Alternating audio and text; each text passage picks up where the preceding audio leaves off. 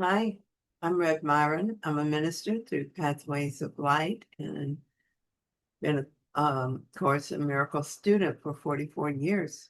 I'm going through the lessons again this year, asking Jesus clarity.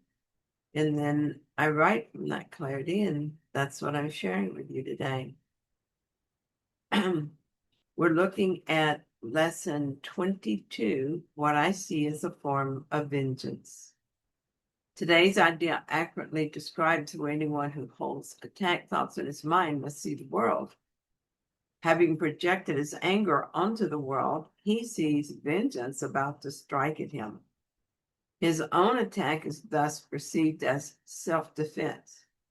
This becomes an increasingly vicious circle until he's willing to change how he sees. Otherwise, thoughts of attack and counterattack will preoccupy him and people his entire world. What peace of mind is possible to him then?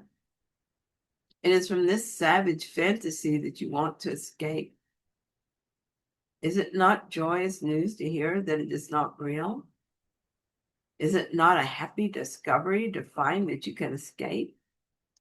You made what you would destroy, everything that you hate and would attack and kill.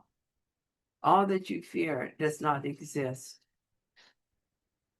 Look at the world about you at least 5 times a day for at least a minute each time.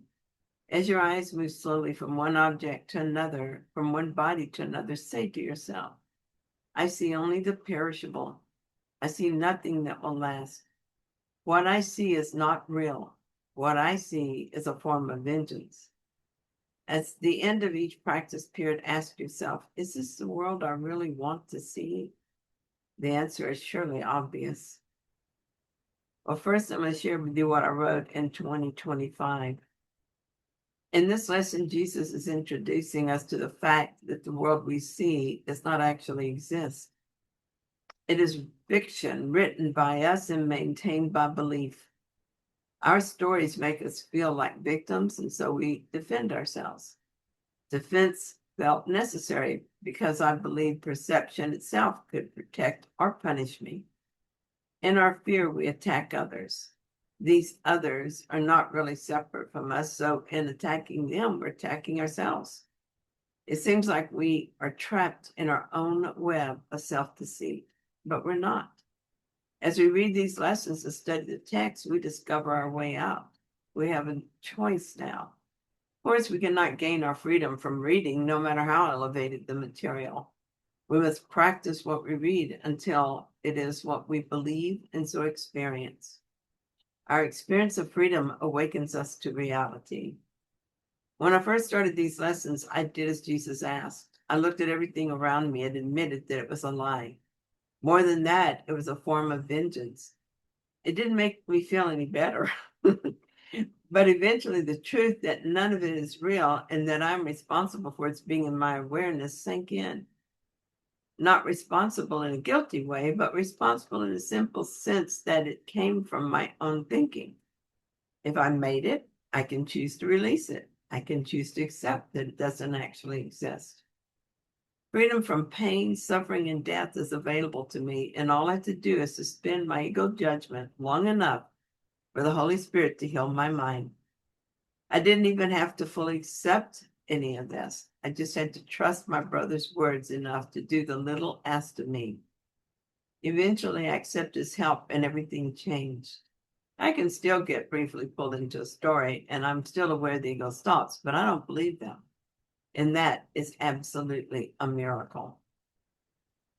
So this year, let's see what it was that was happening this morning.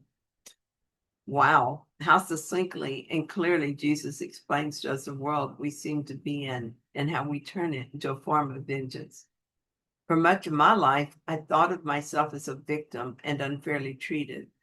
Because this is what I believed, I saw proof of it even where there was none. And I unknowingly interpreted experience through that belief. My belief in victimhood convinced me that I was always being attacked. Some of it I can see so very clearly now that I'm out on the outside of that cycle of thinking. There were times I thought I was being mistreated, but in retrospect, I see that was just my screwed up interpretation of what was happening. Because I was always expecting to be attacked, I became very defensive. And this defensiveness was felt by others as an attack. And so the cycle just kept repeating. Defense and attack were not moral failures. They were simply the mechanics of a mistaken belief. Since I had no idea what I was doing to myself, it just continued to play out in this way. That is, until I found A Course in Miracles, and slowly everything began to shift. I cannot tell you what a surprise it was to discover that I was actually loved, appreciated, and even admired by others. I had no idea. When it first became clear, I cried. I couldn't understand what was happening to me. I've adjusted to a new reality, but the old thinking sometimes still arises. And I'm surprised all over again that it is all a ridiculous cycle of wrong-minded thinking. I'm not saying that everybody loves and appreciates me, and I don't feel special when they do. But I'm seeing it all differently now that I'm not turning everything into a form of vengeance. So that when someone disapproves of me, I understand it isn't about me. We all see what we expect to see, even if there's not a glimmer of truth in it, because the mind looks for itself. I understand because that used to be me.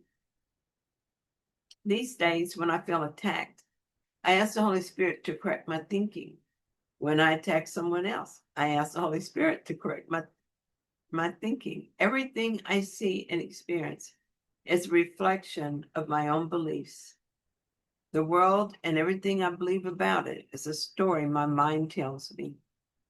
I know that a healed mind sees only love, no matter what is apparently happening. Not because behavior always looks loving, but because love is no longer interpreted as attack. My mind isn't healed to that degree, but I get glimpses of it, and so I believe what I haven't yet fully experienced. Those glimpses are the motivation that keeps me willingly on the healing path. Little by little, I'm learning that perception does not need to be corrected, only relinquished. Thanks so much for joining me in this reading. I hope that you enjoyed it. If you did, then please like it. And if you haven't yet, please subscribe.